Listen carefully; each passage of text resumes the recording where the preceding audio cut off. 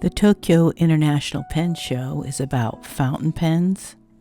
This one is a polished Ultim pen from Fuga Pens. More fountain pens. This is a Makie Urushi Pilot Capless by Bungukan Kobayashi. And even more fountain pens. These beautiful Urushi pens were brought by Urushi Studio India. And these burled wood pens are made by Tuduria. But the Tokyo International Pen Show, TIPS for short, is a fountain pen show plus other things like, what the heck is this? Or this? I've made 4 other TIPS videos, so this time I figured I'd make it through the lens of my haul. Yeah, this time I'm going to be self-centered and talk about all the stuff I got. Lauretts is a company that makes knurled steel knobs for luxury car makers. This is the Lauretts Steel Thread Lunatic Silver Fountain Pen. They're famous for their precision knurled machining, and as you can see from this ballpoint pen, the knurling goes along a curve which is supposed to be very difficult. When you unscrew the cap, there appears to be no threads on the section. But there are threads inside the cap. But if you look closely, the threads are overall part of the design. Here at the back end of the pen, you can see the slant that starts the threads. So much so that that's how you post the cap if you post your pen. The pen is made of brass, and the cap is made of lightweight aluminum so as not to be back heavy. It has a Yovo No. 6 14 karat gold nib. The theme of this year's TIPS was a penguin harvest party. The pumpkin ink came in this bag, and then on the inside there was an explanation of the harvest party and the ink. It's a yellowish orange pumpkin color, and that's what you saw me pouring into the cup earlier. And this is my bottle throwing swatch. BunguBox bought their ever-popular Cinderella Slipper glass pen. It's made by Synchronicity Glass, and it has an opal in the section. And in keeping with their Cinderella theme, they brought their very affordable Prophet Jr. Cinderella Slipper Makie pen. And their Kaweco collaboration called The Little Witch.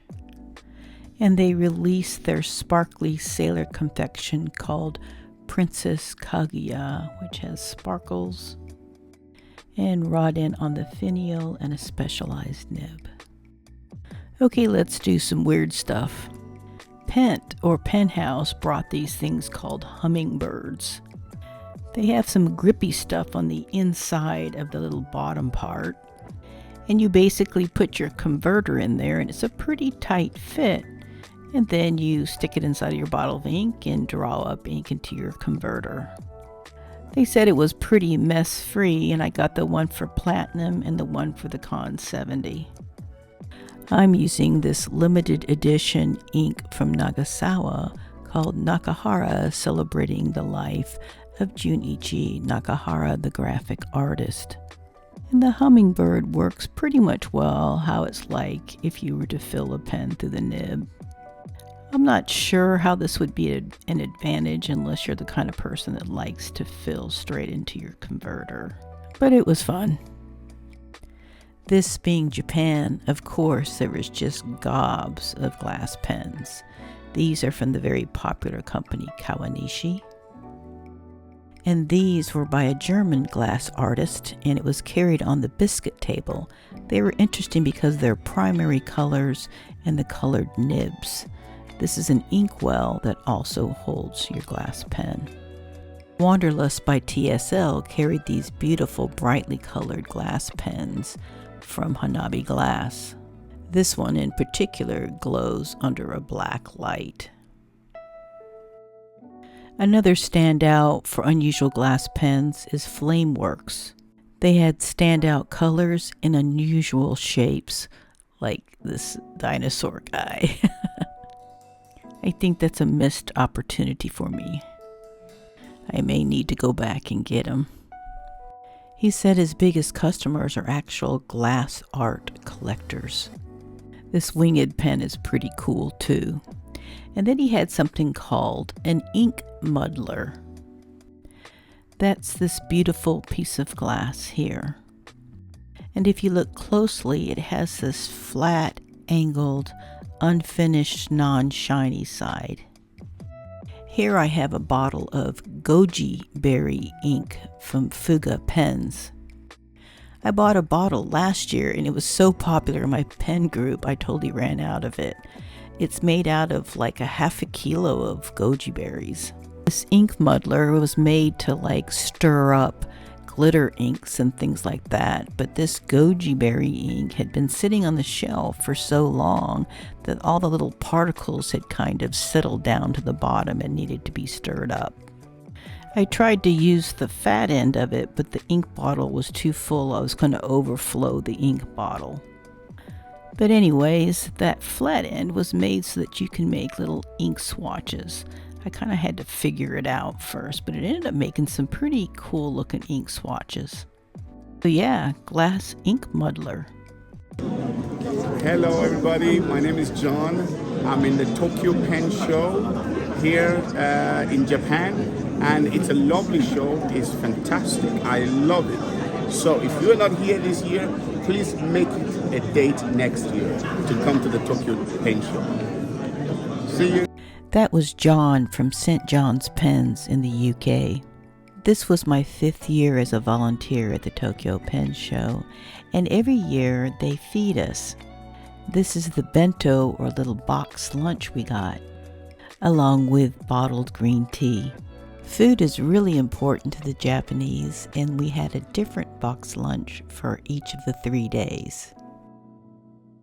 At Eboya, the makers of Nikko Ebonite had their ever-popular Tan pen, which is made to look like a box of crayons. I got the pink one called Momo. These are very short pocket pens. And the nice thing is you don't have to screw on the cap to lengthen it. You can just pop it on. It's got a Bach gold nib, and it takes a short international cartridge. I also got this little ebonite holder that holds 2 short international cartridges. And this little guy, which holds pencil leads, you just unscrew the top and you shake out the pencil lead from that hole. I asked them how you filled it with lead, and they said just unscrew the back, and I had a hard time finding it because it was just almost seamless. But I finally did, and you just unscrew the back, fill it with lead, and then you can just shake out a single lead when you need it. The ever-popular Galen Leather and Franklin Christoph were at the show, along with Endless. This large clip is from Endless, and it's useful for holding open thin notebooks like their storyboard, which is made from their regalia paper that they use in their Endless journal. The guys from Endless were really fun to be around and really added something to the show. They also brought their new retractable pen. It came in silver and black. Fountain Pen Jam was one nutty table. It had all kinds of cool things, like these wackadoodle pen stands and these painted kakunos. This kakuno is kind of a frosted blue with painted on white snowflakes. And this one was black with white cats on it. Both of them ran somewhere around $30 to $35. They also had these really cool hand-beaded single pen holders. This one was made to look like a Pelican M1000. I'm actually going to use it to hold my M1000. The inside is lined with cloth to protect your pen, and the pen fits perfectly in it. And when you're not using it, it can collapse down into a little compact form. This year the show was so big it was held on 2 floors. This is the top floor. We had 120 exhibitors, 70 volunteers, and 2,600 attendees. We used an automated ticketing system where we had these little iPads and had people come in using their QR code on their phone. This puts us size-wise in with the San Francisco and DC Pen Show. This is Ishimaru Bunkodo's 140th anniversary pen. When a friend and I first saw it, we thought it was like a platinum. It's a translucent blue custom 742 and has 1/40th Ishimaru on its 14 karat gold nib. And it has this kind of weird glass pen stand. I'll probably use it as like a little single flower vase or something. But hey, it's a Pilot in a cool color. I'll take it. Toyooka brought their limited edition flocked Wisteria inserts. They looked especially good with their blue pen boxes, so I had to get a 3-tiered pen box, so I could get the Wisteria inserts. I have several other of their pen boxes, but this one is nice because the top is made so you can set things on it, like this quartz. They also sold these cute little portable pen rests. The 70 volunteers were what kept the show running. We were all wearing these orange aprons. It was so efficiently run, and we were divided up into teams. This is Team Leader B. The guy on the left here is Team Leader A, and he was so efficient that he had us all use an app where we could pick and schedule our break and lunch times. A-Team! So see you at next Tokyo Pen Show. Hi, bye-bye. Shown Design is at TIFF's every year with their beautiful pens. And their Japan rep, Mr. Hasagawa, was also a volunteer, and he did some heavy lifting. Mart always brings these really cool iron gall inks. I have a couple of their colors, but this year they brought yellow. That was pretty hard for me to believe. And it's in a blue bottle, but this one is red. You can see a little bit of it on the neck of the bottle. I'm collecting iron gall inks, as I'll be doing a video on it later. But besides these cool iron gall inks, they also brought this. I selected a wooden handle because they made it look like a cigar, but this thing is called an ink mascara. If you take a look at the tip, you can kind of see why. Here's me testing it out at their table.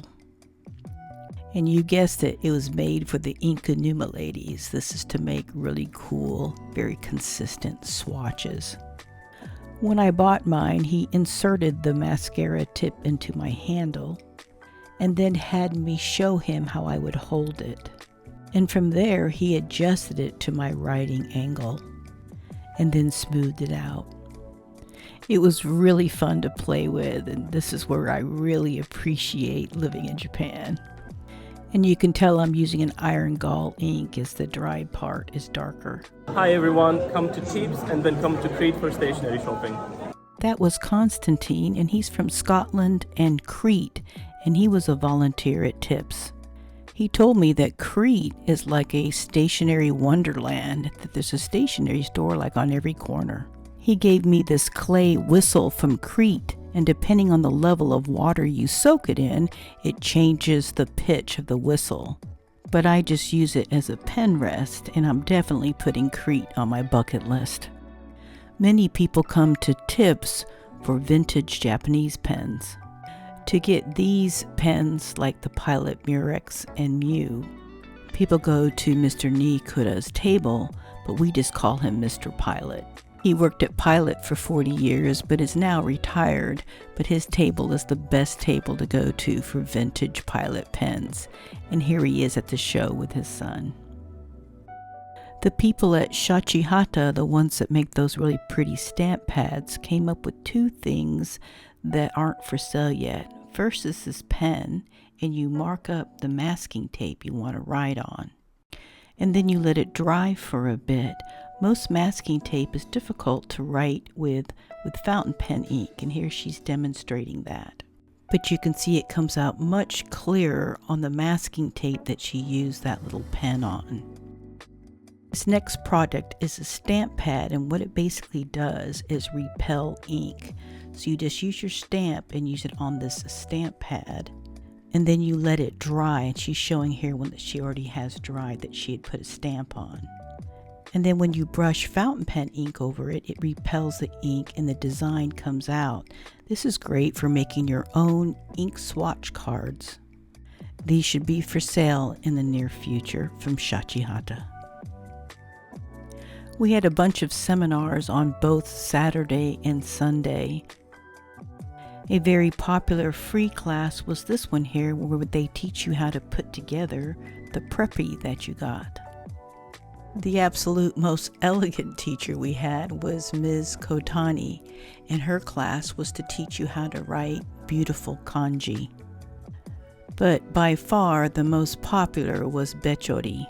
He does all kinds of calligraphy, but what he's most famous for is monoline lettering with all the different kinds of inks for the Inkanuma ladies. He's a bit of an ink rock star. And I just love this clip of him doing something and all these ladies videotaping it. He's living the life. Okay, let's check out this weird thing. Bunguo, or the Stationery King, ended up giving a seminar, and he sold this after his seminar. It's basically syringes connected to cut-off cartridges so that you can clean international, Lamy, pilot, and sailor sections. You just basically unscrew your section, in this case I'm using a platinum, and attach your section to that little cartridge end. And then you can just draw water up through it and back out again. You're supposed to be able to clean it in 2 swipes. And there's also a blunt tip needle that you can attach to one of those giant syringes, and then just clean out your converter by just shooting water up into it. Yeah, after checking it out, it doesn't seem quite as scary as it originally did.